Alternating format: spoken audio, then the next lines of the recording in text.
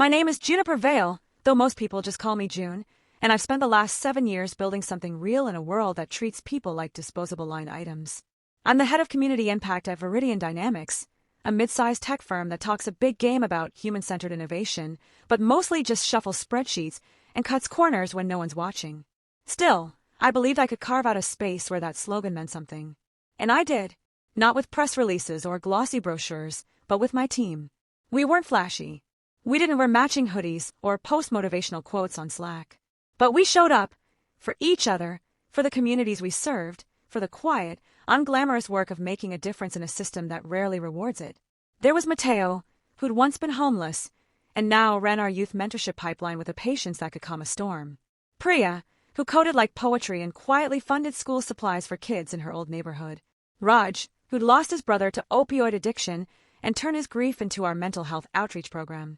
And Lena, who'd been my intern straight out of community college, and now coordinated disaster relief efforts with a grace that left seasoned NGOs in awe.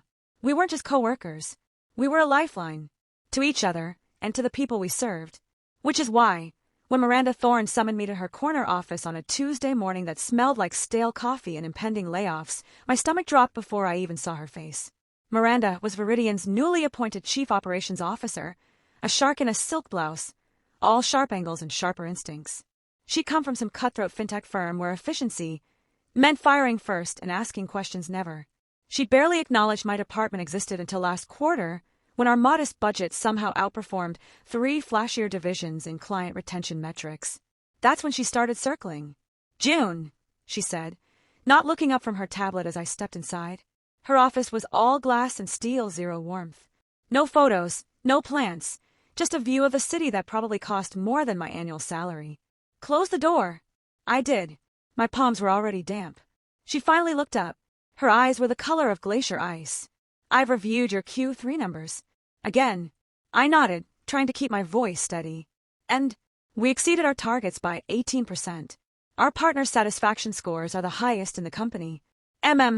She tapped something on her screen. "Impressive. On paper." The pause stretched. I knew that tone. It was the prelude to a knife twist. "Here's the thing, June," she said, leaning forward slightly. "Viridian is streamlining. We're eliminating redundancies, focusing on core revenue drivers." She paused again, letting the corporate jargon hang in the air like smoke. "Your team doesn't fit the new vision." My breath caught. "What do you mean?" "I mean," she said, her voice dropping to something almost conversational, almost cruel, "you're to terminate your entire department. Effective immediately." The words hit like a physical blow. I actually staggered back half a step. All of them. Mateo, Priya, Raj, Lena. "Especially them," she said coolly. "They're the highest paid in your unit. And frankly, their backgrounds don't align with the professional image Viridian is cultivating." I stared at her. "Their backgrounds?" She waved a hand, dismissive. "You know what I mean. The sob stories. The inspiration porn, as some on the board call it. It's messy. Unprofessional. We're moving toward sleek, scalable solutions, not charity cases playing office." Something inside me went very still. Very cold. "You want me to fire them?" I said slowly. "Because they've overcome hardship? Because they bring real-world experience to this work?" "Because they're liabilities," she snapped, her mask slipping for a second. "Because they make us look soft. Because I don't want Viridian associated with that kind of narrative anymore. Clean slates, June. That's the future." She slid a folder across her desk. "Thick. Final. Severance packages are pre-approved. Standard terms. You'll handle the notifications today. By end of business. And June." She fixed me with that icy stare. "Don't make this difficult. Your own position hinges on compliance." I picked up the folder.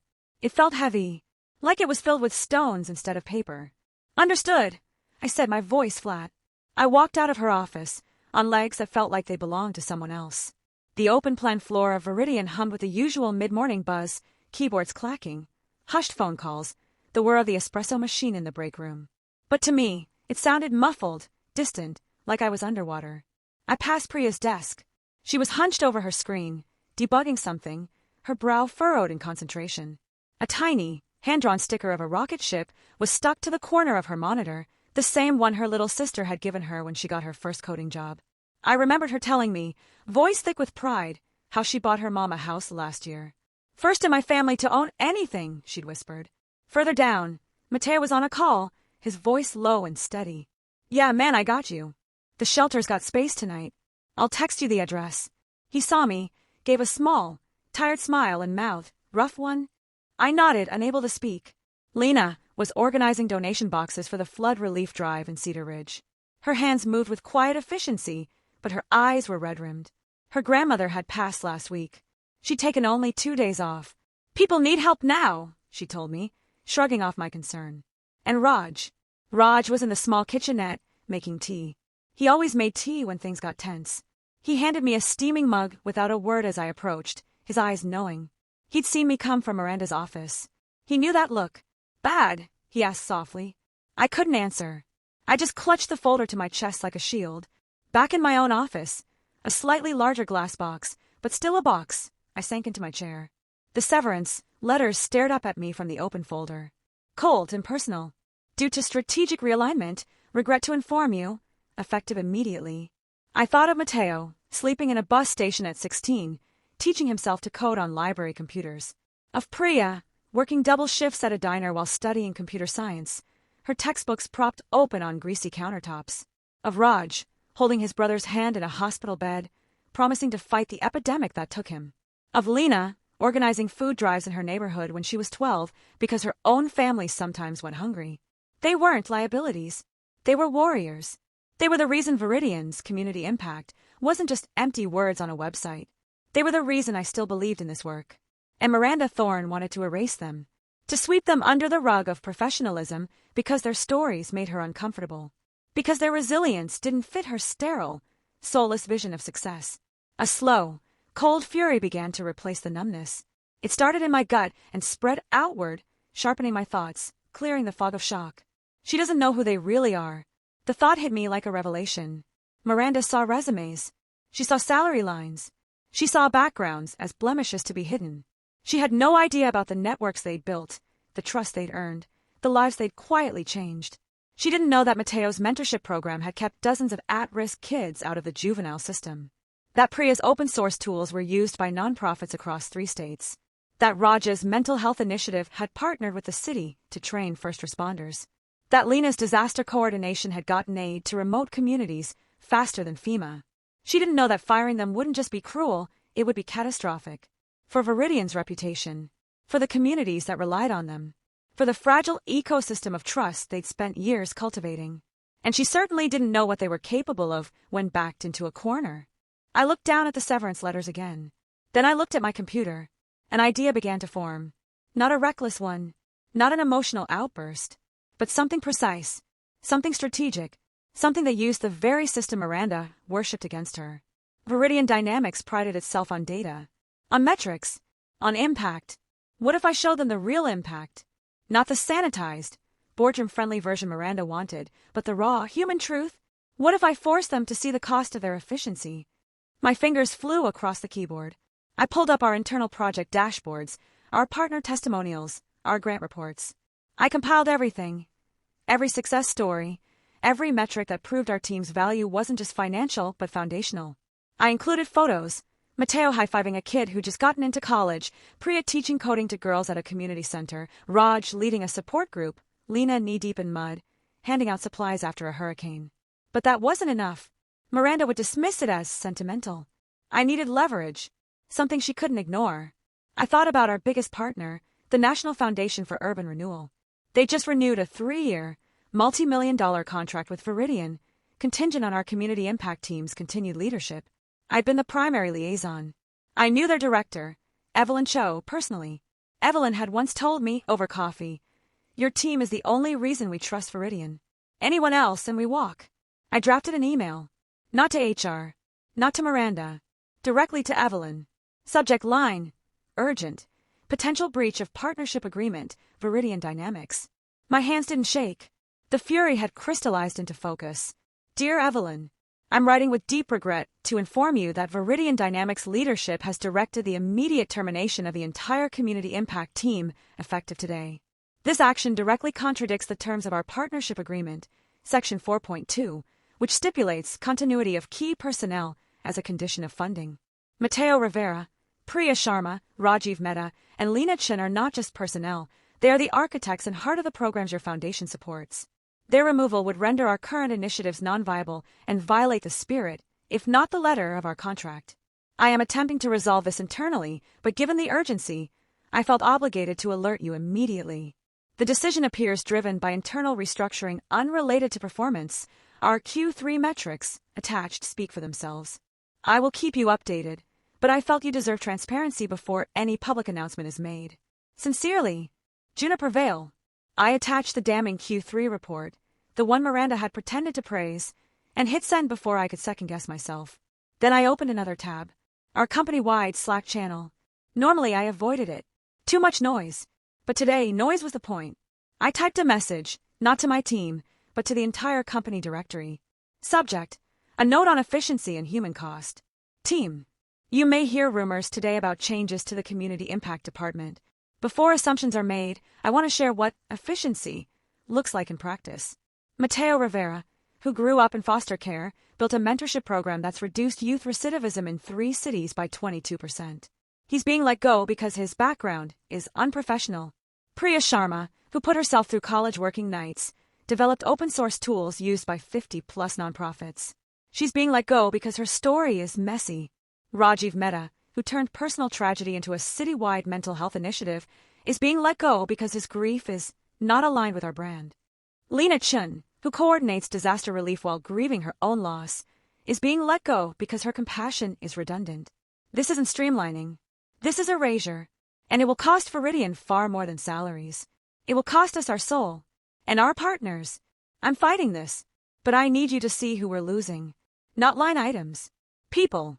Heroes. I'll update you soon. June. I hit send. My heart hammered against my ribs. This was career suicide. Miranda would see it instantly. She'd fire me on the spot. Maybe worse, sue me for defamation. But as I sat there, staring at the screen, my phone buzzed. A text from Mateo: June. What's going on? Then Priya. Saw your Slack post. Are we? Raj appeared in my doorway, holding 2 fresh mugs of tea. His face was grim. You did it, he said, not a question. Leena followed, her eyes wide but resolute. They can't do this, she whispered. Not after everything. I looked at them, my team, my friends, my family in the sterile corporate wasteland. They weren't broken. They were ready. And Miranda Thorne had no idea what she just unleashed. My phone buzzed again. This time, it was an email notification. From Evelyn Cho. June. Thank you for the heads up.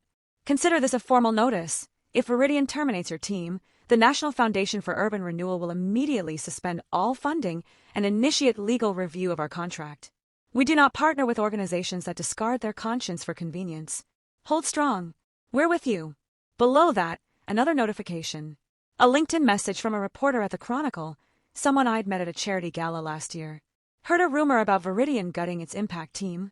Got a source saying it's tied to image concerns. True. And then my work phone rang. The caller ID showed Miranda Thorne. I took a deep breath. The fear was still there, but it was drowned out by something stronger. Purpose. I picked up the phone. June Vale. Miranda's voice was a whip crack. What the hell was that Slack post?